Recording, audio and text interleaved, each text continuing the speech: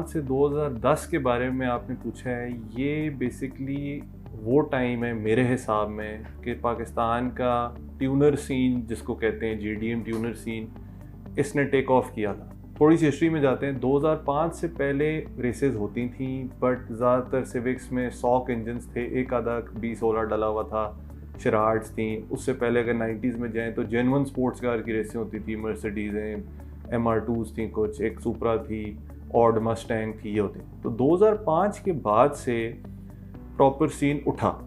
तो it's a time very close to my heart because मैंने वो सारा एक्सपीरियंस किया, अपने आंखों से देखा है मेरे सामने होता हुआ। तो पहली दफ़ा गाड़ियों में होंडास की अगर बात करें तो डॉक इंजन स्वॉप होना शुरू हुए, यानी कि B16, B18, H22 ये टर्बो चार्ज होना शुरू हुए।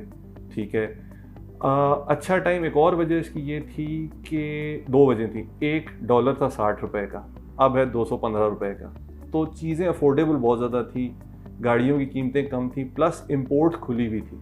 तो ये जितनी आज आप गाड़ियां देखते हैं, मेजॉरिटी जो एमनेस्टी स्कीम के अलावा आई हुई हैं जेन्युइन इंपोर्ट वाली, सुपराज, पुरानी स्काईलाइंस, ईवोज, हैचबैक्स, RX-7, ये सारी उस टाइम पे आई।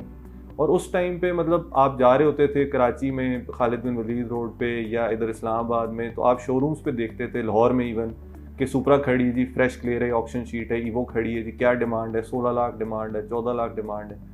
तो इट वॉज वेरी अफोर्डेबल। ठीक है, डॉलर भी सस्ता था, बाहर भी ये गाड़ियाँ अप्रिशिएट कर गई ना, तो हमारे तो डबल इफेक्ट आ गया।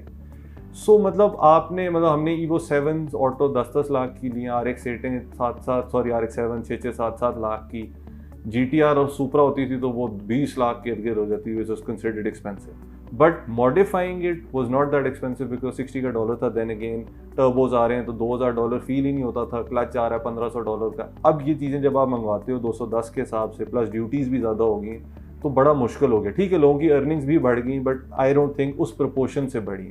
तो एक तो ये टाइम इसलिए बड़ा अच्छा था कि बहुत सारी गाड़ियाँ आई।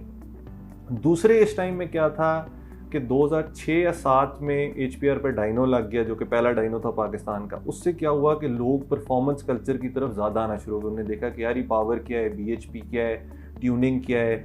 उस वक्त होंडास चिप होती थी और स्टैंड अलोन ECUs नए नए मार्केट में पाकिस्तान में आ रहे थे। तो पहले ज़्यादा पावर FC पे होती थी, फिर AEM की सीरीज़ 1 आ गई, वो बड़ा हिट था क्योंकि प्रॉपर स्टैंड अलोन था। ईवोज में, सुपराज में, सब में हम तो AEM 1 ही लगाते थे।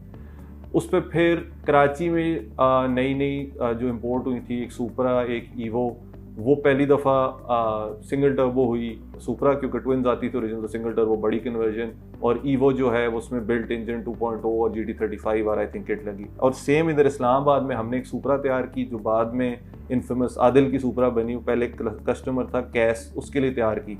तो वो पहली सुपरा हमारी थी जिसपे बड़ा टर्बो लगा था। और एक पहली वो हमने इरफान की तैयार की, KF500 सिल्वर रंग की, उसमें 35 टर्बो किट एक आफ्टर मार्केट पहली दफ़ा लगी।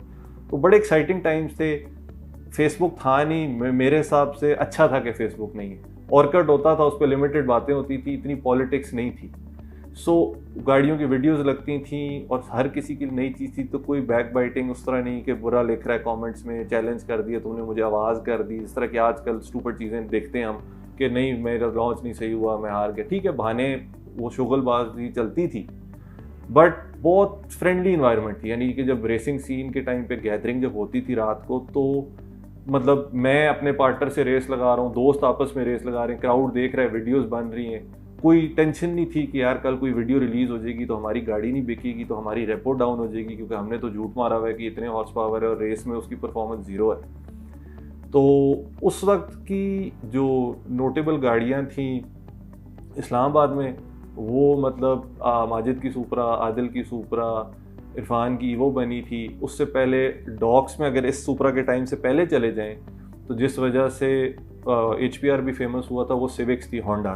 तो उसमें 2 मेन सिविक थी, एक सलमान की वो B20 टर्बो थी, मतलब वो B16 टर्बो भी रही, B18 भी B20 टर्बो थी, और आदिल की H22 टर्बो थी हैचबैक। इन 2 गाड़ियों ने बहुत बहुत रेसेस की हैं, जीती हैं, और ये बहुत सक्सेसफुल गाड़ियाँ थी अपने टाइम की। इससे लोगों का एक एक्सपोजर मिला कि यार एक सिविक भी इतनी तेज़ हो सकती है, क्योंकि उससे पहले तो बेसिक होता था।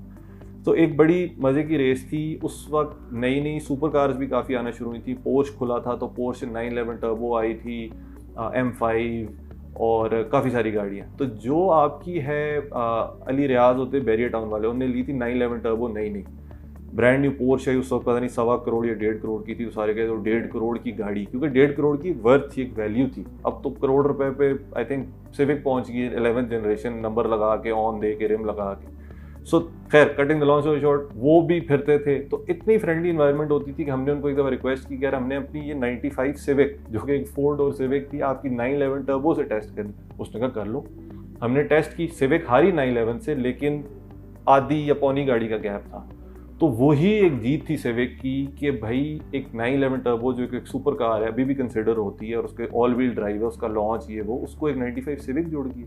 वहाँ से बड़े लोगों को क्रेज़ आए, लोग हमारे पास आते पूछते थे कि यार ये किस तरह करनी, सामान क्या डालें, ये वो। तो हम लोगों को एजुकेट करते थे। देन अगेन वो कम्युनिटी तब भी थी, अभी भी है, जिनको सिर्फ बम्पर्स और एग्जॉस्ट की ढोलकी और स्टिकर्स का शौक है। बट इस टाइम पे चूँकि लोग रेसेस देखते थे, तो उससे इनको समझ आती थी कि यार हम भी ये कर सकते हैं, इनके पास अगर जाएंगे। तो हम लोगों को बताते थे। फिर सिटी टू सिटी रेसेस होती थी, वो बड़े मज़े का था। हम लाहौर जाते थे, लाहौर से लोग यहाँ आते थे, 1-2 दफ़ा न्यूट्रल भी मिले। पेशावर से यहाँ आते थे लोग। पेशावरियों की गाड़ियाँ हमेशा मुझे मज़े की लगती थी, तेज़ होती थी। एक तो वो वेट रिडक्शन बड़ी करते थे, उस वक्त इधर इतना कल्चर नहीं था वेट रिडक्शन का, जो अब आपने देखा है फाइबर के दरवाजे और शॉपर वगैरह जो लगा आते हैं, वो करते थे। बिल्कुल हल्की गाड़ी, स्टैंड लोन की उनको ट्यूनिंग एज सच वहाँ एक्सपोजर इतना नहीं था, तो वो स्टॉक इश्यूज़ पे नाइट्रस लगा लेते थे। और इंजन की असेंबली होती थी सस्ती, तो एक 4EFT मिलता था 10,000 रुपये का, तो उसके ऊपर वो एक रन नाइट्रस का अगर चल भी जाए, वो इंजन उड़ भी जाए, तो कोई टेंशन नहीं, उसने वापस जाके नया इंजन डाल देना। ठीक है, 20 वॉल्व बड़े होते थे टोयोटा के पेशावर में, तो ये कहते हम ज़्यादा होंडा स्पेसिफिक वो थे। फिर लाहौर में जब इम्पोर्ट हुई, तो काफ़ी सारी गाड़ियाँ इम्पोर्ट हुई जो जापान से ऑलरेडी ट्यून्ड थी। कुछ तो स्टॉक थी, कुछ ट्यून्ड थी। तो उसमें एक वो थी, एक सुपरा थी, वो रेस गैस पे ट्यून्ड आई। एक R32 थी इन्फेमस, जो 2009 में TDCP का जो पहला इवेंट हुआ था वॉल्टन एयरपोर्ट पे, वहाँ जीती थी।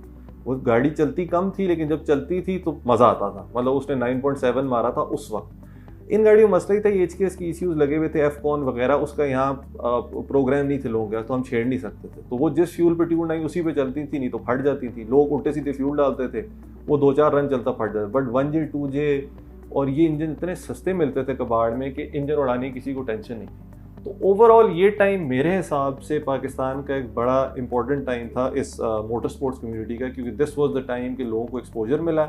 और बिल्ड जिसको कहते हैं आप, single turbo, ECU, ported heads, clutches, gear, ये चीज़ें शुरू हो गई।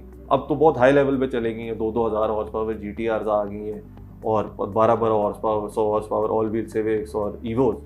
बट सच्ची बात है, वो इन्जॉयमेंट नहीं रही जो उस टाइम पे थी। जो रेसिंग सीन था, जो मज़ा आता था रात को निकलने का, सब इकट्ठे हैं, रन पे रन हो रहे हैं, आपस में रन पे रन, चेकिंग, गाड़ियाँ ट्यून करते हुए आपस में रन मार रहे हैं, हार जीत के हू केयर्स। अब मैं देखता हूँ वो नहीं है। अब वही है कि वो तूने मुझे आवाज़ करा दी तो देख लेंगे हम, तो हमारा फलाना ग्रुप है, तो मेरी ट्यून्ड बाय फलाना है, तो मेरा बिल्ड बाय फलाना है। बहुत ज़्यादा बातें आ गई। जो हैं अभी भी पुराने वो ठीक हैं, लेकिन नए जो हैं वो मैंने देखा है कि कोई मज़े की, मतलब नो ऑफेंस टू एनीबॉडी, कोई वो मज़े की रेसें और वो हेल्दी इन्वायरमेंट रहा नहीं।